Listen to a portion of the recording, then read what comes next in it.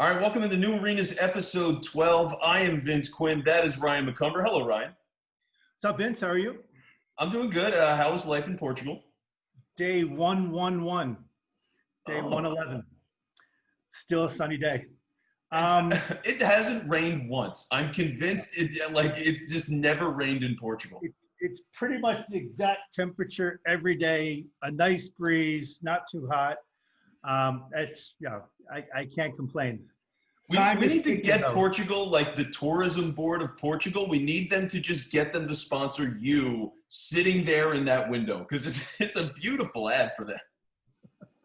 That's not a bad idea. I'm going to look into that. So for today's show, we have something different.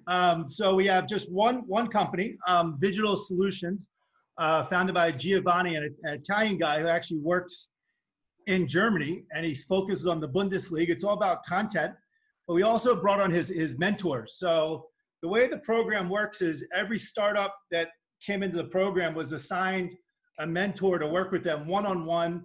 They meet for about a half hour to an hour every week to really work on their pitch, their solution, how to basically just evolve kind of the product. So Paul Beirne has been one of our fantastic mentors. He's actually been mentoring both Bleacher with Christian Gears, the CEO of, as well as Giovanni. Paul's got a phenomenal background. He worked at the Raptors, employee number one. He helped stand up the Toronto FC in the MLS.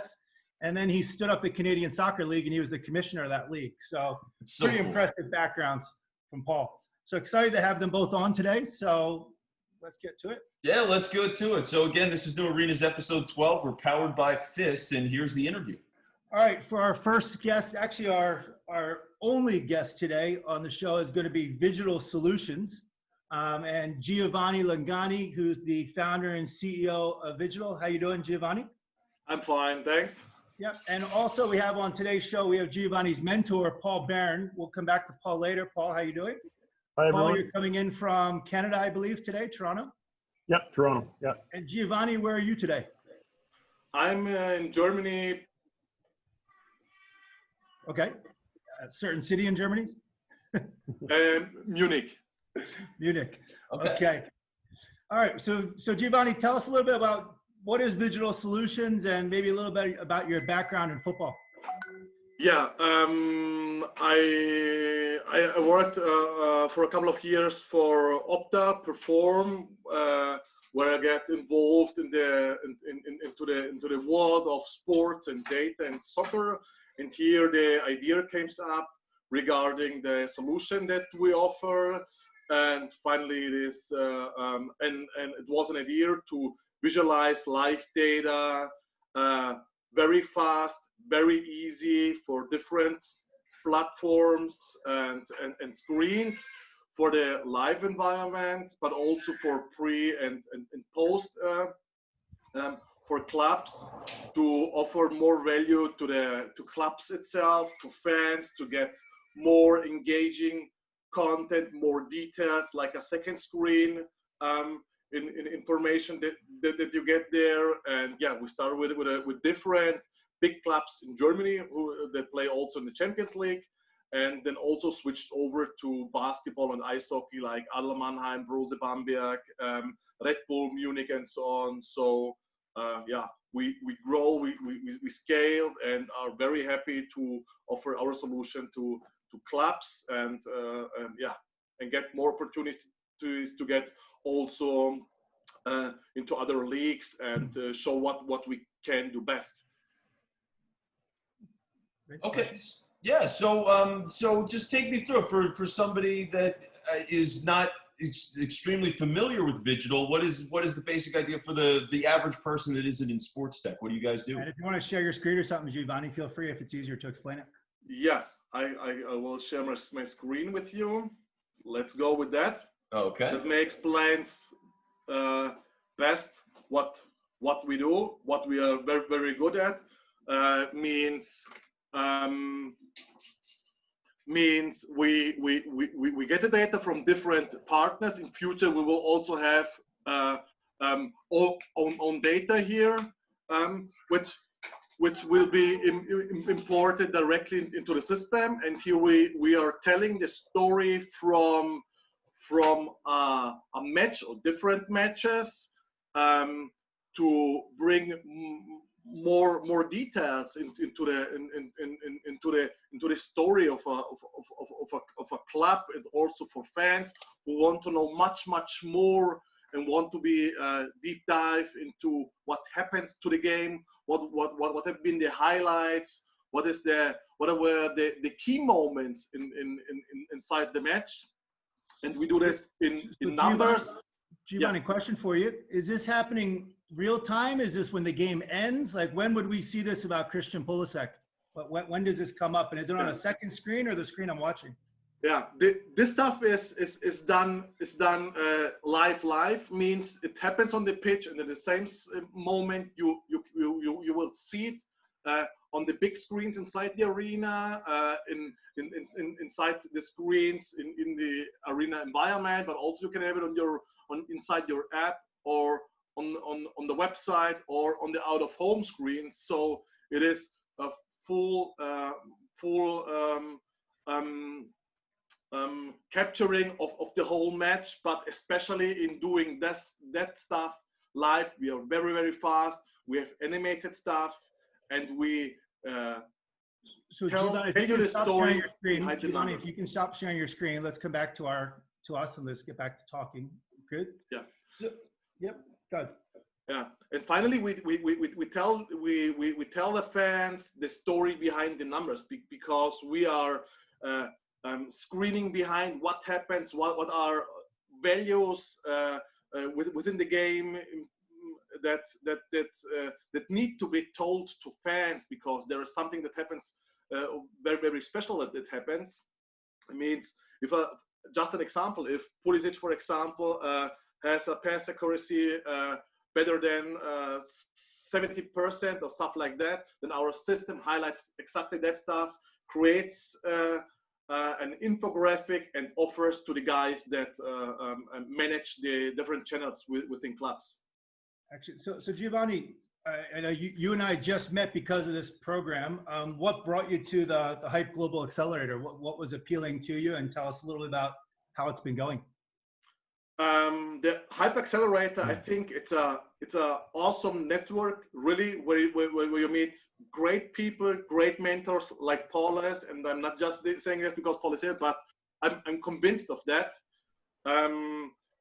And it offers you the possibility to get really opportunities to talk to other clubs, have new opportunities, but also get really great feedback within what you do, because the guys that are within that program, I think, have seen a lot of different startups and created also own startups. So it's the right push, it's the right direction they push you through, and that it helps a lot.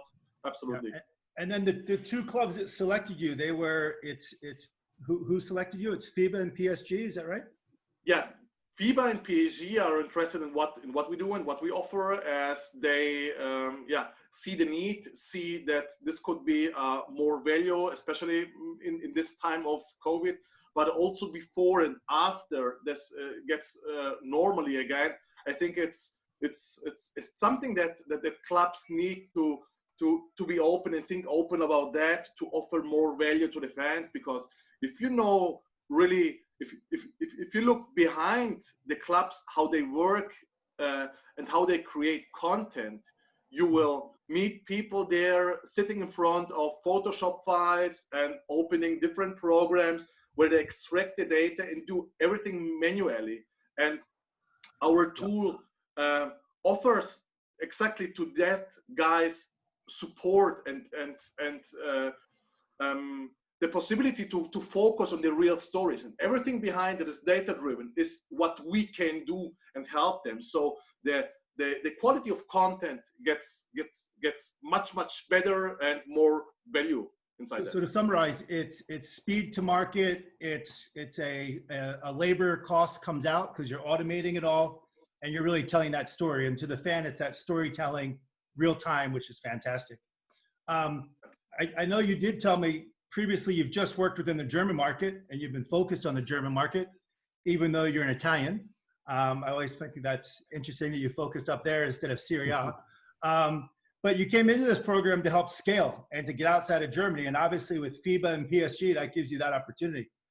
So looking forward to that. Is that kind of the goal for you? Absolutely, absolutely. We shot in the past coming from with a strong football focus that we are able to scale and move also into other sports. And so we're working also with ice hockey, with basketball. We are in discussion with the handball league in Germany. But yeah, as Ryan said, we are here in Germany. But exactly, FIBA offers us the possibility to get out of the DACH market, as we work also with different broadcasters in Switzerland, for example. But PSG for sure opens up for us a different platform where we can show what we are great at. Okay, so let me ask you this, because soccer is such a fluid sport, right? So guys are passing and moving around all up and down the field. And for basketball, it's sort of similar. There's so much action back and forth. And so for you guys, when you're getting that kind of data, how easy is it to get the methods that you're using for soccer and apply that to other sports, and especially basketball, since FIBA picked you guys? Finally, the main idea is the same. We have data. Think about that. Think about what is the story behind here.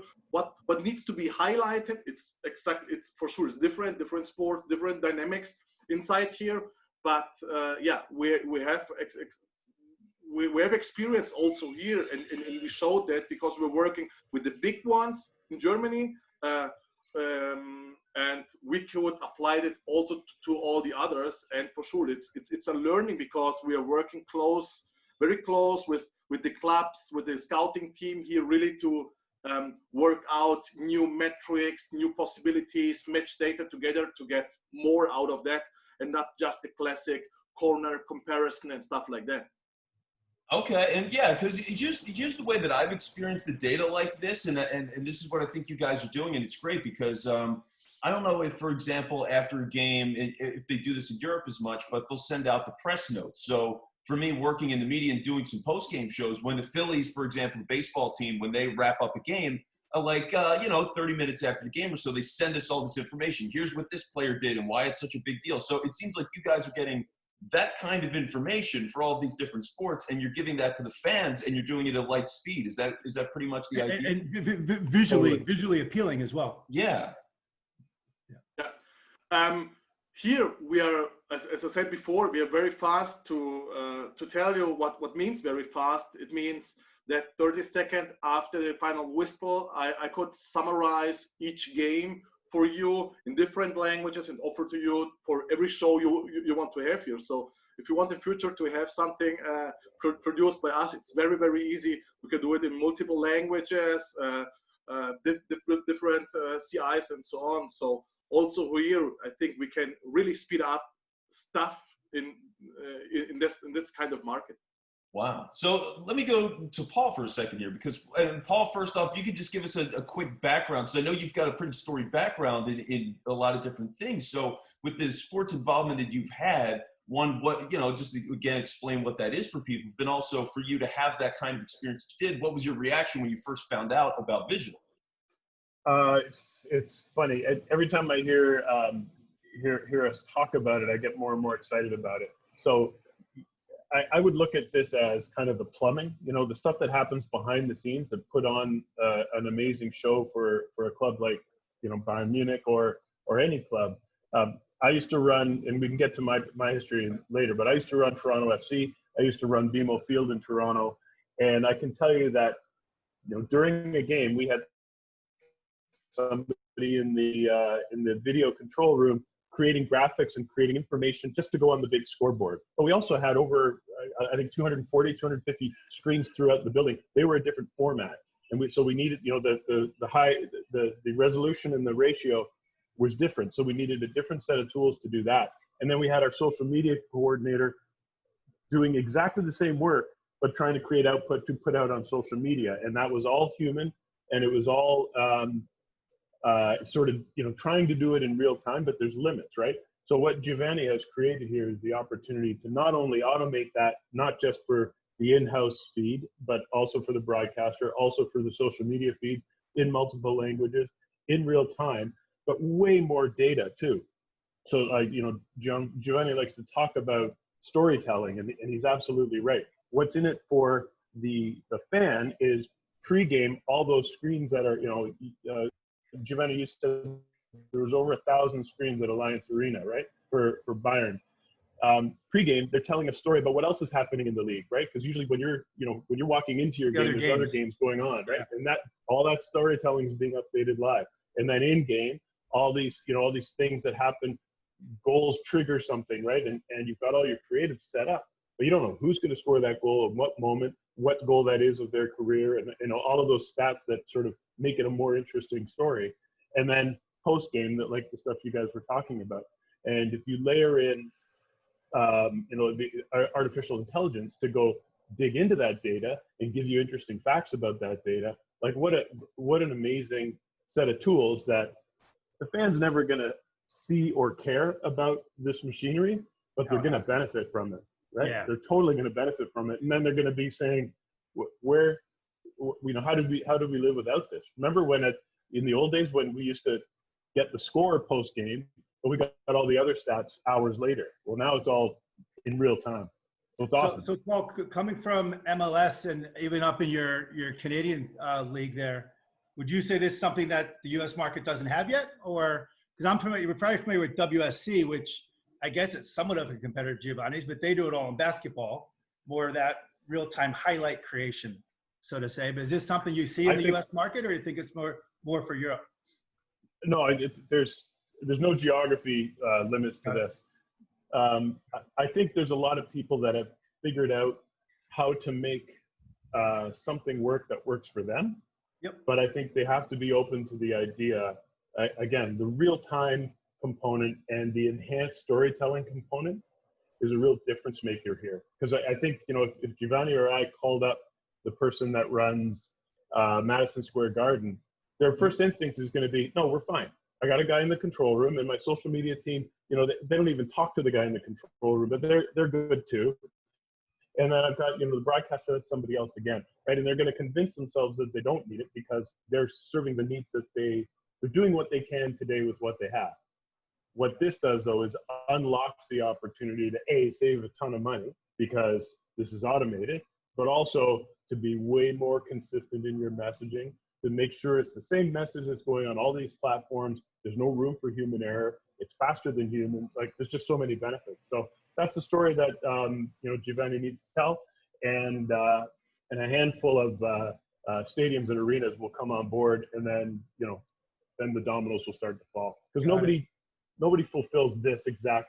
There's a white space. thing. There's a gap there. Yeah. Totally. Yeah. Well, let me ask you this, because here's the other thing too. For example, we had somebody from River Plate in Argentina recently, and his whole job was growing the fan base internationally. So trying to find all these different countries to get River Plate fans and to connect with those fans. So how much of an impact is this, and how much of a struggle has it been over the years to get people who don't speak the native language, right? Like, if the broadcast is typically in English, like maybe there's a Spanish broadcast for the game, but that's generally it. So, like, how much more valuable can it be to growing your fan base when you can access people that don't necessarily speak English or German or Italian or whatever it is for that country? Well, I would put it like this. When Giovanni took me through this, he saved that multiple languages notion right to the end. And it was like that one more thing, you know, that Steve Jobs thing. It was like, holy smokes. We have a censor button, it's fine. Okay, all right. This really opens up, again, possibilities that I would not have considered that until he showed it to me. Putting it over in China, put it in Korean language, Japanese language, yeah. Languages, awesome. And again, their social media platforms are in different formats and so on. And so all work that could be done without them, but the fact that it's automated and it's turnkey, and you know, he said it, Giovanni, I think you said like 30 seconds, but there are some instances where you got it down to less than 10. So it's for all intents and purposes, it's instant, right? Pretty soon, Giovanni's going to be predicting the goal. He's going to have that before Paul scores. That's the So Paul, you're not just mentoring Vigital, you've also been mentoring Bleacher. You want to say a little bit of words with Kristen and how that's going and your thoughts on Bleacher? And we've had Kristen on the show earlier. Kristen's pretty amazing. She's, I don't think I've met a more calm and positive person in my life, but her platform and her team have created a platform that is really cool. And it's, you know, it sounds trite to just call it an app because it's way more than an app.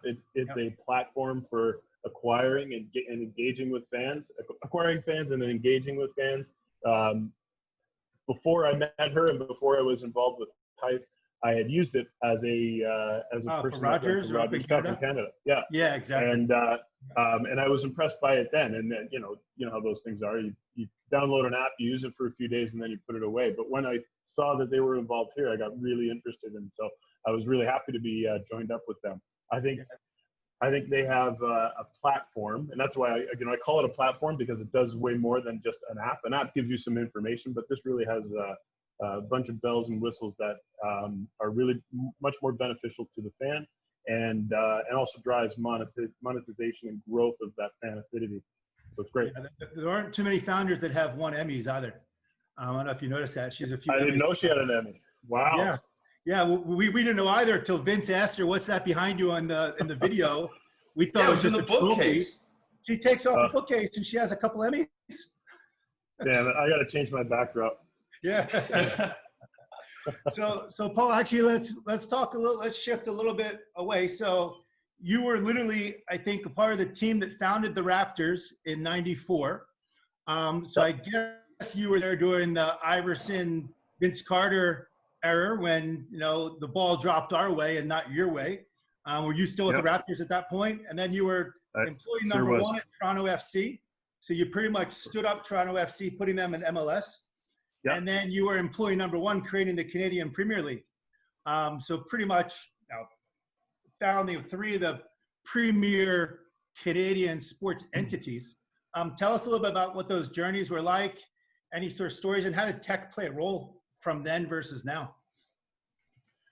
Well, how long have we got? I've been really, really lucky, right? The Raptors thing was just dumb luck.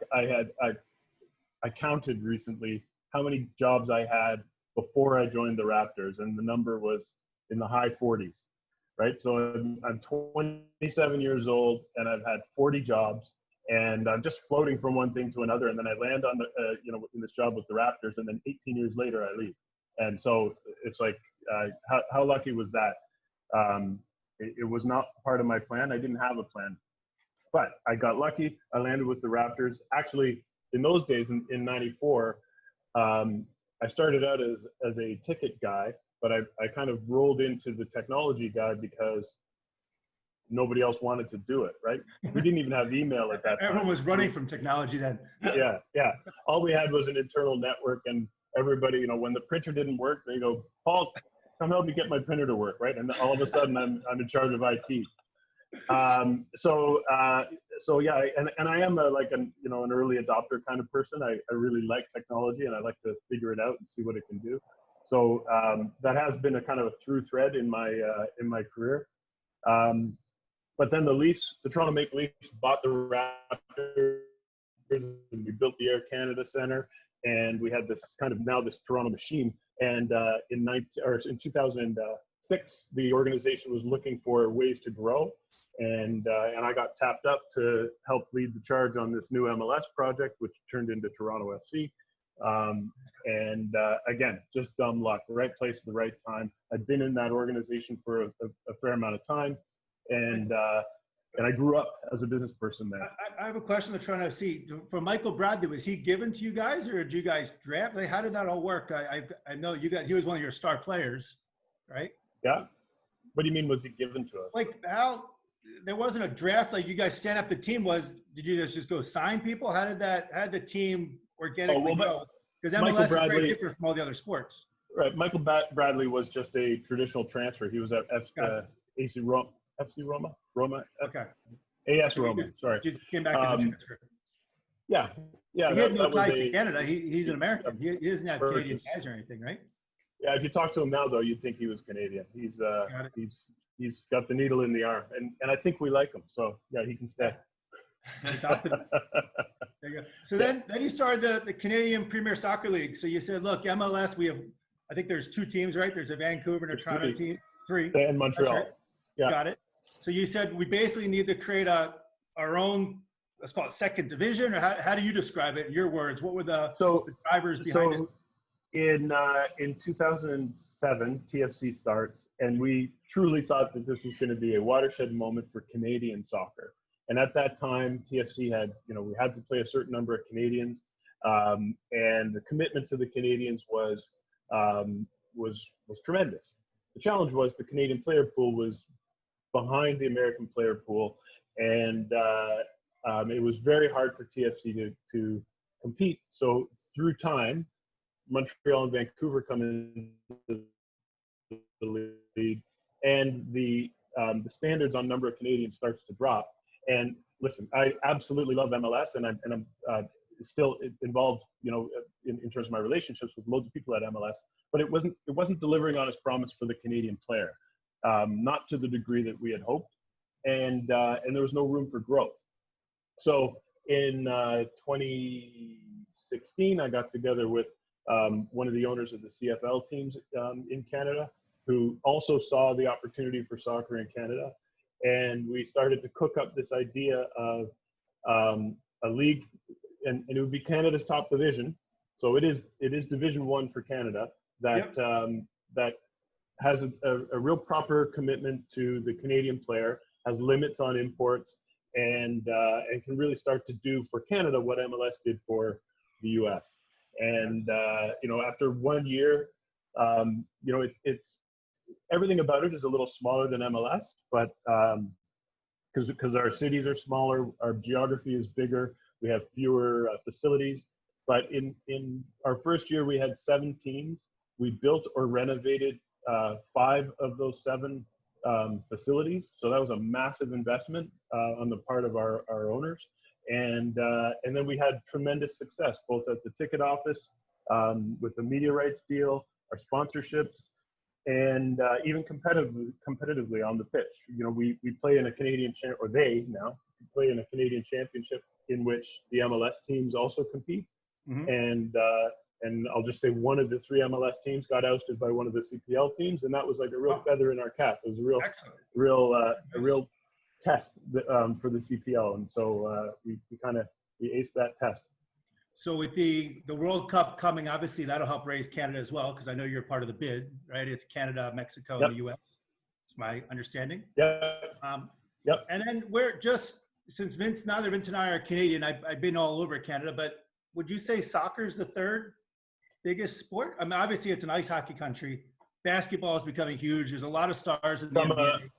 From a participation standpoint, soccer is number 1. Okay. You would say that in the U.S. though too, right? Is it from participation? Soccer is number 1 in the U.S., I think, for the kids. Yeah. In terms of hearts and minds, hockey is still number 1 for sure. Basketball is number 2. Basketball, I would say, is the fastest growing. So it's not as big as hockey, but it's growing much faster than any other sport in terms of participation. Hockey is really struggling. It's still, like I said, in terms of hearts and minds, it's doing great, but it's expensive. And Canada is a nation of newcomers and immigrants, and you're trying to build a life here in Canada, it can be really expensive. So soccer, in terms of hearts and minds, is actually starting to take away some of that mind share. So it's exciting. So Paul, go ahead. Yeah, so let me ask you something. So you're such an interesting guy because you have experience in basketball in a major way on the professional level and soccer on the professional level. So just looking at the global structure for you being behind the scenes with all of that, like how similar is it with, soccer versus basketball, and how does that all make it work? How does that work for you with working with Giovanni and Vigital and combining everything together? Well, I would say from an organization standpoint, I think the gold standard globally is FIFA. And the way that soccer is organized globally, soccer is the number 1 or number 2 sport in just about every nation on the planet. And if it's not number 1 or number 2, then it's number 3. and FIFA has really figured out how to Down. carve out, the top-down thing, but also the professional and the amateur game, or the professional game and the club teams and national teams, figuring out how that all works together.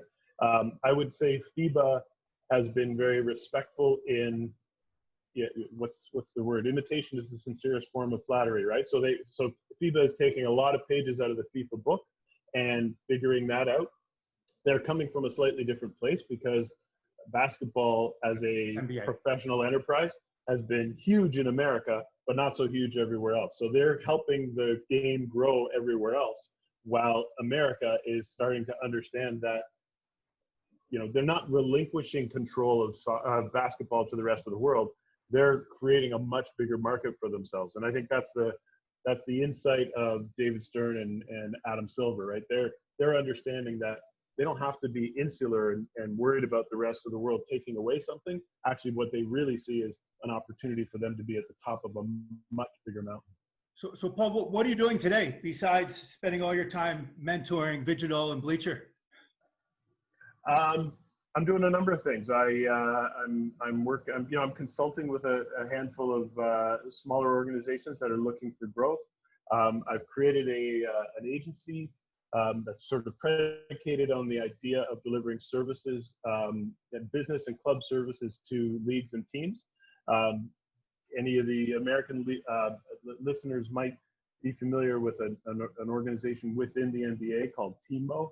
Yep. TMBO, like Team Marketing and Business Operations. That is an organization that, in my time at the league, really totally gold standard. It's the idea of just the sharing of best practices, sharing of data, analyzing data, and understanding which teams are doing things the best, which teams need some help, and then using cross-pollination of intelligence to raise the bar for everybody. In the rest of the world, you see a lot of clubs who have no time for their league, and the league is just an administrative body that does the schedule, or sends us referees and we don't even like those referees, or they push out discipline, but they're not an actual business entity that runs the machinery.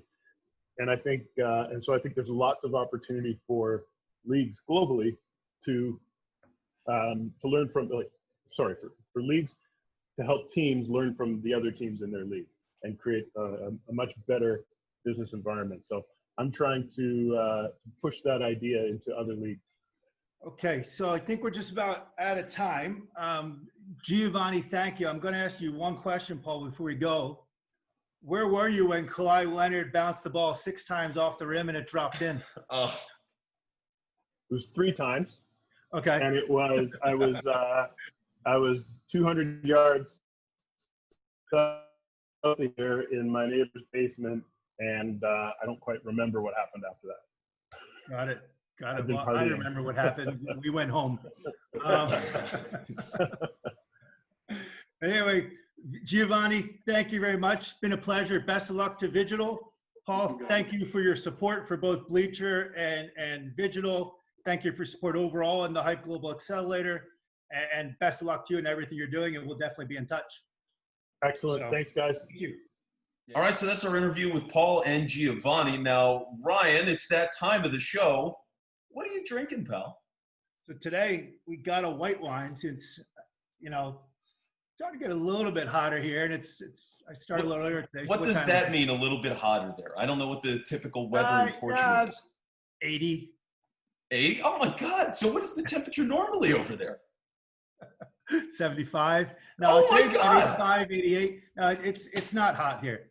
But it's amazing. During the day, a lot of times we've been recording these, I'm usually at night, to see the sun going down. So I'm usually drinking the red wine.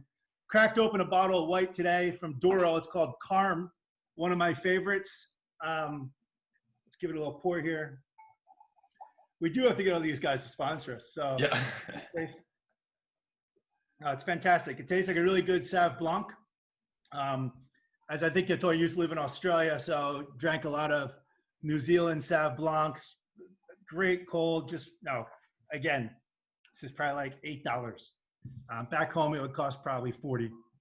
So Yeah. I think I might start shipping cases back. Just, might as well. Yeah, hey, if you can and just stack them up, you got to get somebody to put them in the house for you, I guess.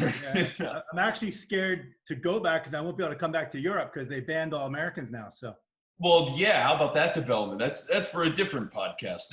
But yeah, I mean, it is crazy right now to think about all that. But if you ship some, if some of it ends up in New Brunswick, New Jersey, I mean, I'm not going to complain. You know what I mean? I might just have to pay you to send them to me because I want some wine. I need the Ryan Mccumber sophistication. I think we can do that. We can actually try the same bottles in the show at the same time, and you can give me your opinion. That would be fun. That's See, a good segment.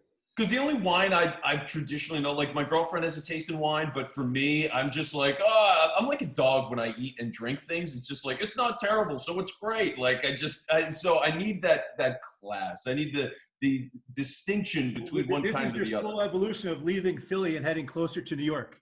So you're getting closer to New York. So yeah, I guess that's what it is. I'm slowly but surely creeping up that way. So wine will join me on that journey. I'll go from the boxed wine up to an actual bottle shipped in from Portugal. There you go. All right. So I guess with that, let's wrap the show up. If you like the show, by the way, make sure to like and subscribe. We're on at this is episode 12 here. So we've got a lot of episodes you missed already. A lot of great stuff. Just exciting companies, cool ideas, and high-profile guests. We've had a lot of people on so far, so it's been awesome in that way. And we hope you keep joining us for the ride. So again, like and subscribe. You can listen to us on Apple Podcasts if you're watching on YouTube. If you're listening on Apple Podcasts, we're on YouTube, so find us there. And you can, keep up with us on LinkedIn too. We're all over the place, right? We're everywhere. So if you want to do all that, we'd appreciate it. 5-star reviews, all that good stuff. Now, for Ryan Mccumber, I am Vince Quinn. This is New Arenas. We're powered by Fist. We'll talk to you soon.